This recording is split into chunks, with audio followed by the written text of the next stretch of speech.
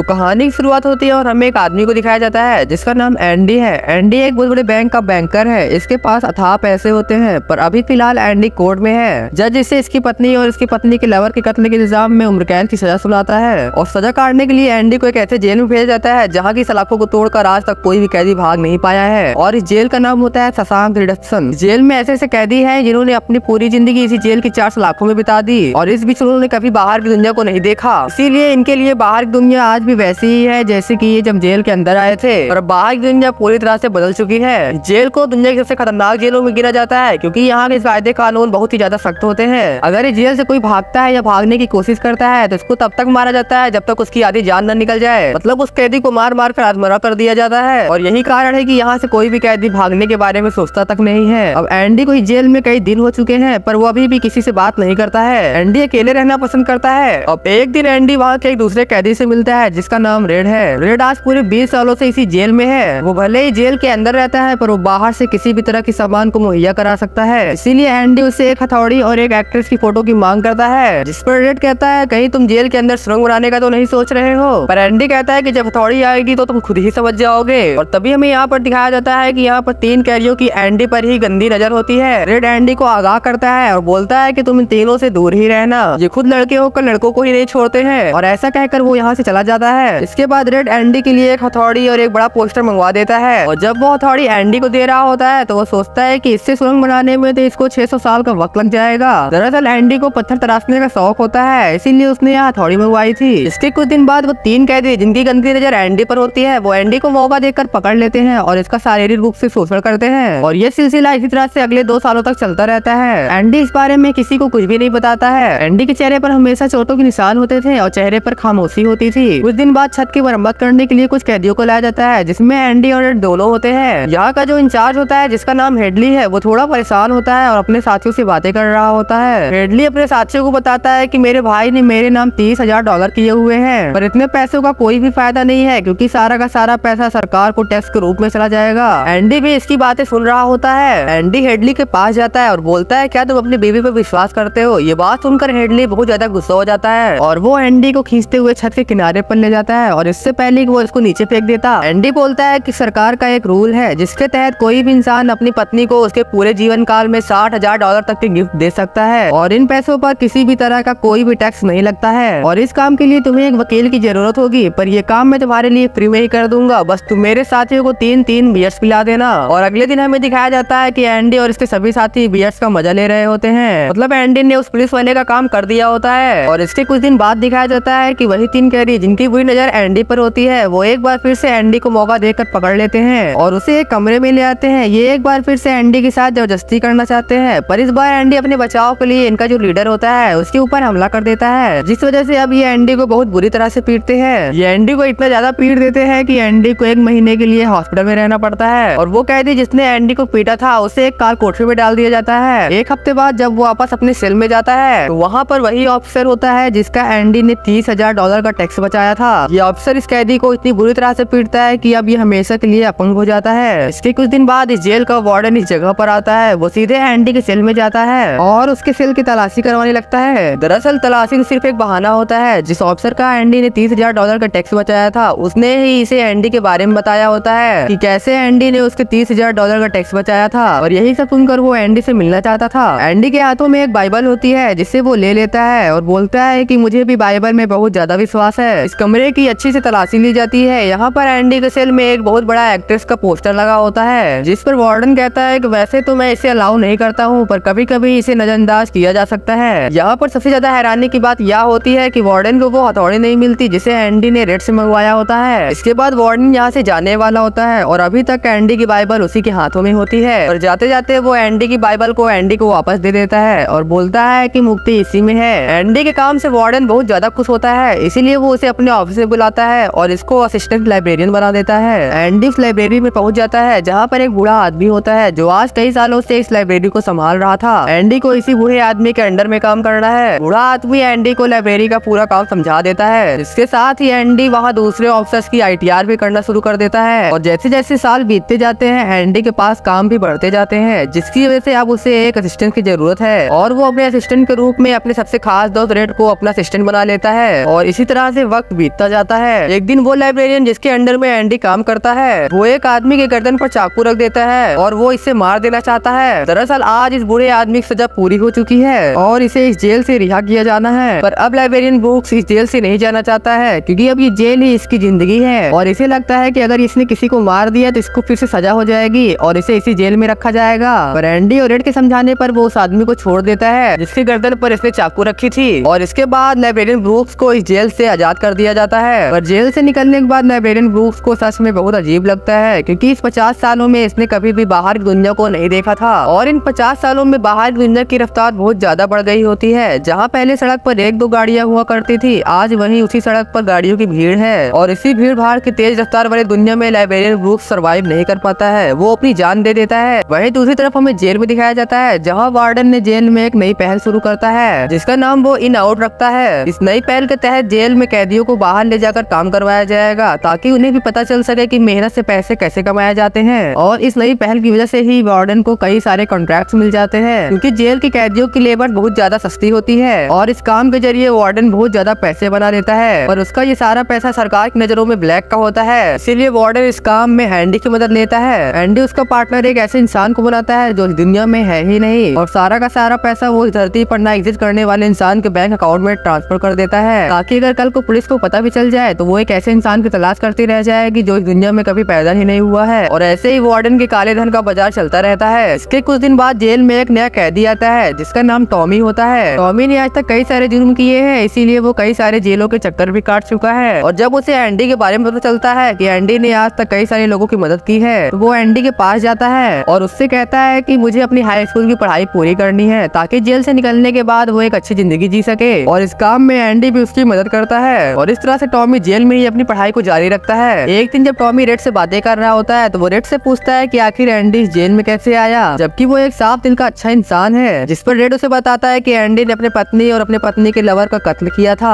जिस वजह से उसे यहाँ आना पड़ा और तब एंडी एक बहुत बड़े बैंक का बैंकर भी हुआ करता था। टॉमी ये सारी बातें सुनता है तो पूरी तरह से शांत हो जाता है और अगले पल यहाँ पर एंडी भी आ जाता है। टॉमी ने बताता है कि इससे पहले मैं जिस जेल में था वहाँ पे मुझे एक कैदी मिला था। उस कैदी ने बताया कि एक रात वो एक घर में चोरी करने के लिए गया था जहाँ के ऑनर ने उसे पकड़ लिया और अपने बचाव में उस कैदी ने ऑनर और उसकी बीवी को गोली मार दी थी। पर बाद में पता चला कि वो आदमी उसका पति नहीं बल्कि उसका लवर था और वो घर भी एक बहुत बड़े बैंक के बैंकर का था और उस बैंकर को उसकी पत्नी और उसके पत्नी के लवर के कत्ल के इल्जाम में अरेस्ट कर लिया गया था और यहाँ पर हमें पता चलता है कि एंडी बेगुनाह था। अब ये सब जानने के बाद एंडी वार्डन के पास पहुंच जाता है, वो उसको सारी बातें बताता है पर वार्डन जानबूझकर एंडी की बातों पर विश्वास नहीं करता क्योंकि एंडी वो इंसान है जो उसके ब्लैक के मनी को व्हाइट में बदलता है और इसके साथ ही एंडी उसके सारे राज भी जानता है। एंडी वार्डन को इंडायरेक्टली धमकाता है और वो बोलता है कि मैं तुम्हारे काले धन के बारे में किसी को नहीं बताऊंगा। इस बात से वार्डन को गुस्सा आ जाता है और वो एंडी को 1 महीने के लिए काट कोठरी में डाल देता है और दूसरी तरफ टॉमी जिसकी गवाही से एंडी रिहा हो सकता था पर वार्डन ने उसे भी गोली मरवा देता है और इसके बाद वो एंडी के पास जाता है और बोलता है कि टॉमी भागने की कोशिश कर रहा था जिस वजह से उसे गोली मार दी गई है। एंडी जानता है कि वो झूठ बोल रहा है, वो बोलता है कि आज के बाद मैं तुम्हारे किसी भी काम में तुम्हारी कोई भी मदद नहीं करूंगा। इस पर वार्डन एंडी को 1 महीने और इसी काल कोठरी में रखने को बोलता है। एंडी बहुत ज्यादा दुखी होता है क्योंकि उसकी वजह से टॉमी की जान चली गई है और आज पूरे 2 महीने के बाद एंडी उस काल कोठरी से बाहर आता है। शायद एंडी वो पहला कैदी है जिसे इतने लंबे समय तक के लिए काल कोठरी में रखा गया है। एंडी से मिलने के लिए रेड यहाँ पर आता है। एंडी रेड से पूछता है क्या तुम इस जेल से कभी बाहर निकल पाओगे, जिस पर रेड कहता है कि शायद उस वक्त जब मैं बहुत ज्यादा बूढ़ा हो चुकूंगा और एंडी बोलता है कि मैं इस जगह से निकलकर जेहुआनजो जाऊंगा। ये मैक्सिको के समुद्र के किनारे एक बहुत ही सुंदर जगह है, मैं वहाँ पर अपना खुद का एक रेस्टोरेंट खोलूंगा और अपनी बची हुई जिंदगी वहीं बिताऊंगा। रेड कहता है कि उम्मीद बहुत खतरनाक चीज होती है, वो इंसान को पागल तक कर देती है। वो कहता है कि तुम्हें सच्चाई की दुनिया में वापस लौटना चाहिए। एंडी कहता है कि हाँ तुम सच कह रहे हो पर मेरे पास केवल 2 ही रास्ते हैं, या तो मैं घुट घुट के जीऊँ या फिर मैं मर जाऊँ। और यहाँ से जाने से पहले एंडी रेड से कहता है कि जब तुम इस जेल से निकलोगे तब तुम बस्टन के घास के मैदान के पास जाना और वहाँ पर गड़े मेरे कीमती सामान को मुझ तक पहुँचा देना। उसके बाद एंडी सीधे वार्डन का काम करने जाता है और उसका सारा काम खत्म करके उसकी सारी फाइल्स को एक खास तिजोरी में रखता है। वार्डन एंडी को अपने कपड़े देता है और बोलता है कि इस पर अच्छे से इस्त्री करवा देना और मेरे जूतों को भी अच्छे से चमका देना। उसके बाद एंडी अपने सेल में वापस आ जाता है और अगली सुबह जब सभी कैदियों के सेल के दरवाजे खुलते हैं और सभी कैदी बाहर आ जाते हैं पर एंडी अपने सेल से बाहर नहीं आता है और जब गार्ड इसके सेल में पहुंचता है तो पूरी तरह से हैरान होता है। और वहीं दूसरी तरफ जब वार्डन अपने जूते पहनने के लिए निकालता है तो उसमें उसके नहीं बल्कि एंडी के जूते होते हैं और तभी सायरन बजता है और ये सायरन होता है किसी कैदी के भागने भागने का। वार्डन जल्दी से एंडी के सेल में जाता है जहाँ पर रेड को भी बुलाया जाता है। वार्डन रेड से पूछता है कि एंडी कहाँ है। रेड कहता है कि मुझे क्या पता, जिस पर वार्डन गुस्से में बोलता है कि क्या एंडी को धरती निकल गई या आसमान खा गया, क्योंकि अब एंडी अपने सेल में नहीं होता है, मतलब वो यहाँ से भाग चुका है। पर अब सबसे ज्यादा हैरानी की बात यह होती है कि वो इस बंद कमरे से भागा कैसे। वार्डन यहाँ पर बहुत ज्यादा गुस्से में होता है और तब भी उसकी नजर उस हीरोइन के पोस्टर पर जाती है और जब वो उसको छूता है तो वो फट जाती है और दूसरी तरफ दीवार नहीं होती है। और जब वो पोस्टर को हटाता है तो वो देखता है कि एंडी ने यहाँ पर एक बहुत ही बड़ी सुरंग बना रखी होती है, जिसे देखकर वहाँ पर सभी लोग हैरान हो जाते हैं क्योंकि ये दीवारें बहुत ज्यादा मजबूत होती हैं, जिस पर बिना मशीन के सुरंग बना पाना पूरी तरह से नामुमकिन था। पर एंडी नामुमकिन को मुमकिन करके यहाँ से भाग गया होता है। इसके बाद सारे गार्ड उस तरफ जाते हैं जिधर से एंडी भागा होता है। उनको रास्ते में एंडी के पुराने कपड़े, एक कंघी और एक हथौड़ी मिलती है, जिसे आज से 20 साल पहले एंडी ने रेड से मंगवाई होती है। और ये वही हथौड़ी होती है जिससे एंडी आज पूरे 20 सालों से जेल से निकलने के लिए एक सुरंग बना रहा है। सुरंग बनाने में उसमें से जो भी मिट्टी निकलती थी एंडी उसे अपने जेब में रखकर बाहर ग्राउंड में बिखेर दिया करता था। एंडी ने जब आखिरी बार वार्डन का काम किया था तो वो वार्डन के सारे काले धन के डॉक्यूमेंट्स को अपने पास ही रख लेता है और एंडी ने वार्डन के सामने जो तिजोरी में रखा था वो डॉक्यूमेंट्स नहीं बल्कि कुछ और ही था। अगली सुबह हमें एंडी को एक बैंक में दिखाया जाता है जहाँ पर वार्डन का सारे काले धन का पैसा होता है। ये सारा धन एक ऐसे इंसान के नाम था जो दुनिया में है ही नहीं और इस गुमनाम आदमी की सिग्नेचर एंडी ही जेल से किया करता था और इसके साथ ही एंडी के पास उस आदमी के डॉक्यूमेंट्स भी होते हैं। इसीलिए एंडी यहाँ पर सारे के सारे पैसे निकाल लेता है और ये पैसे होते हैं $2.95 बिलियन।